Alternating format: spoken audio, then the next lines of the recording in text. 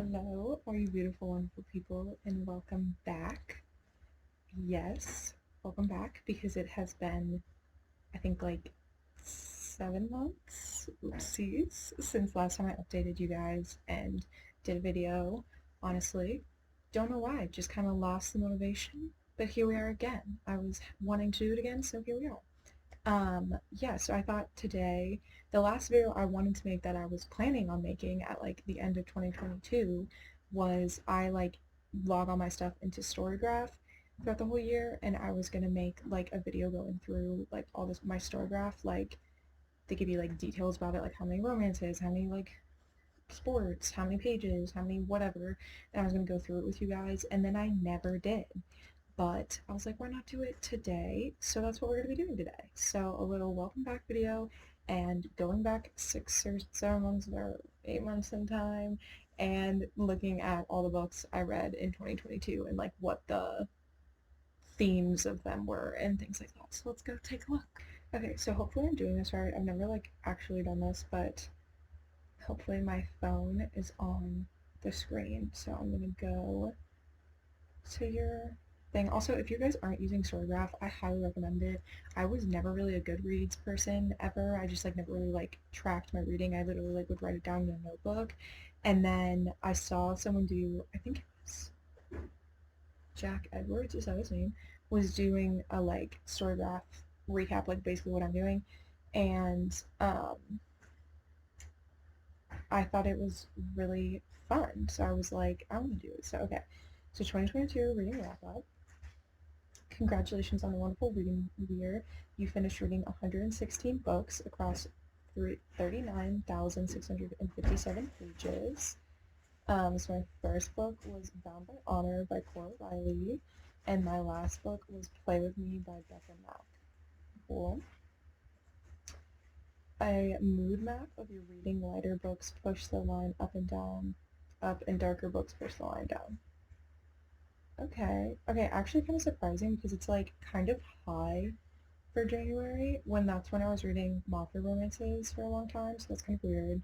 And my biggest dip was November, so that's when I was reading the darkest book. Or that's a lie. My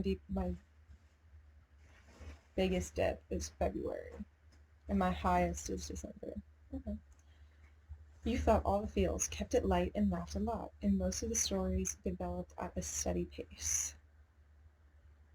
Okay, so definitely read the most books in January, and then that quickly declined because I read like 30 books that month or something. And then my least books either being in July or December, I can't really tell. Not really shocking. I met my reading goal. I exceeded it by 10%.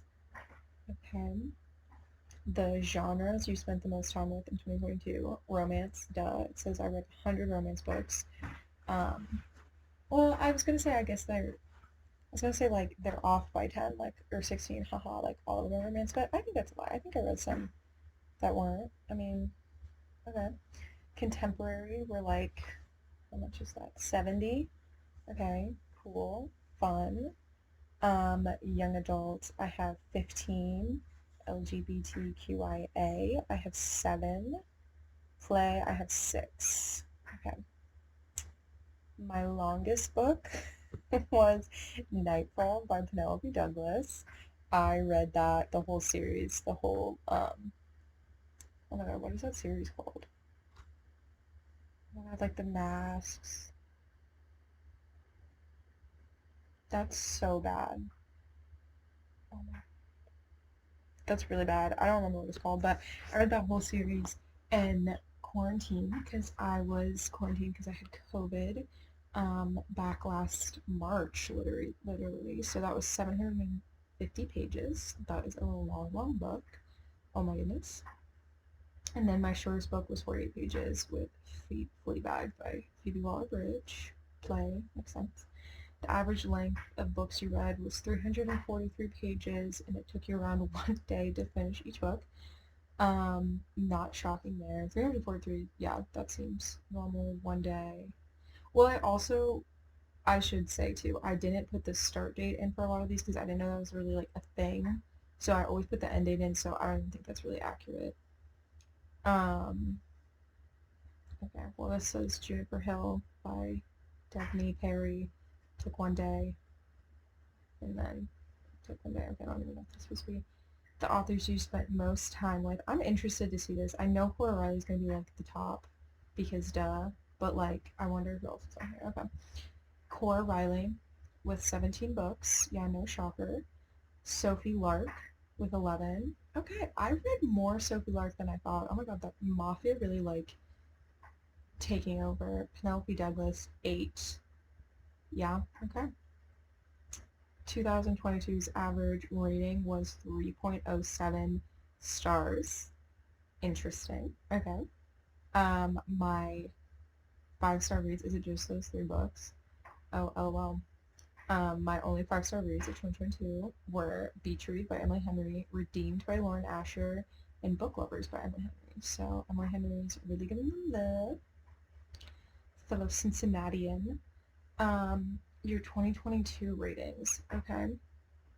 I gave, can I say, I gave 3 books 1 stars, 2 books 1.75, 10 books 2 stars, 7 books 2.5, 11 books 2.75, 30 books 3 stars. I feel like that is my normal of like, if I don't really know, if I don't feel like that's strongly about a book, I'm gonna give it 3 stars. That makes sense to me. 3 books got 3.25, 19 books got 3.5, 7 books got 3.75, 9 books got 4, 1 book got 4.25. Oh my god, I kind of want to know what that book is. Okay, and then 3 books got 5. I don't think I ranked all of them, or like rated all of them, because I was like keeping really good up with it, what? And then I like fell off the face of the earth and I didn't rate a lot of them, so if those numbers aren't right, that's because I like stopped rating them at the end kind of. But I still logged them. Some months were better than others. July, highest average rating, 3.38. Okay, slay. Turns out June wasn't your favorite month with an average rating of 2.31. That's interesting. I wonder what I was reading in June. Because I do remember I had like a slump and that like contributed to me like slowing down in videos and stuff because like I just wasn't reading that much. And I kind of hit a slump with like books because I didn't really like them, so that's probably what that is. I mean, duh. But I picked it up in July. That's kind of crazy. I probably just didn't read that much books in July. That probably is what happened. Okay, January is my most pages read, which makes sense because it's my most books read because that was Core Riley month, 8,529 pages.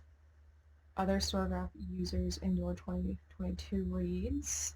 Okay, so a lot of people like Beach Read. Time is on our side. Least, least shelved. One user has, and it's me. I'm pretty sure I had to make this on StoryGraph because I don't think it existed, and I found out you could like make it, and I was like, well, I want to log it, so I literally made that. So highest rated was Heartstopper. Makes sense. It was rated 4.59. I don't know what I gave it. You explored the works of 47 new authors, including Daphne Perry, L. Kennedy, and R. Eric Thomas.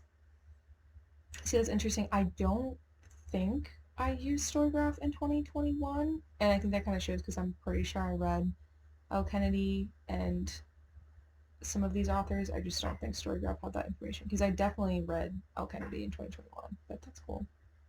Happy with that. 89 of the books you read were part of a series. I do love a series. I am a sucker for a series because it just keeps you engaged. Like, I just love when it's like, I mean, most romance series are like totally like the best friend or like the friend group, which is just amazing. So I'm a very big fan of series. Also, it's just like makes it easier because it's like you don't have to figure out what books you're reading next because sometimes that's kind of hard, you know? It was only new stories and ideas for you this year, no rereads. Again, I don't think that's true.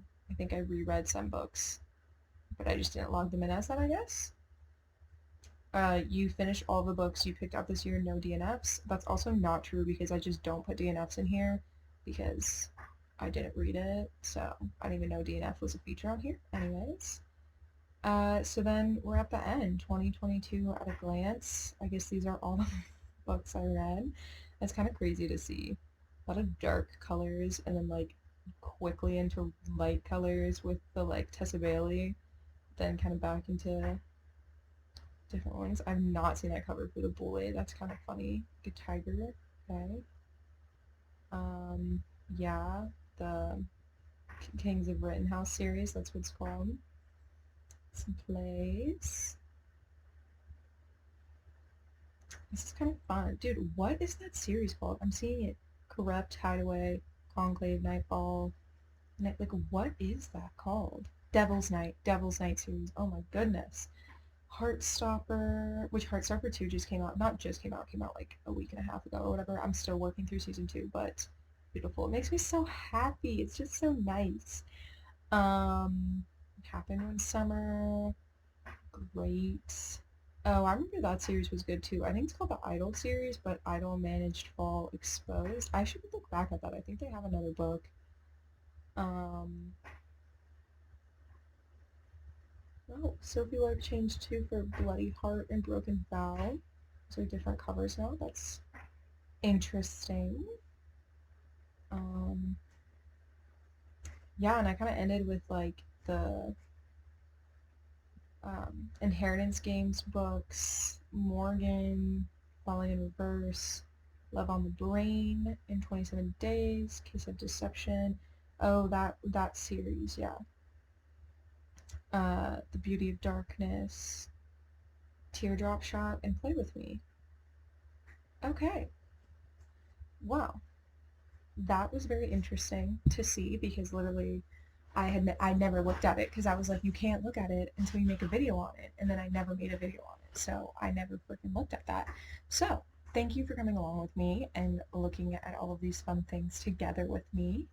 Um, yeah, I mean, here's to hoping that I post more videos soon, and thank you for sticking by me, and I love you, and thank you for watching, you beautiful, amazing, passionate, creative, amazing person. I hope someone said they loved you today.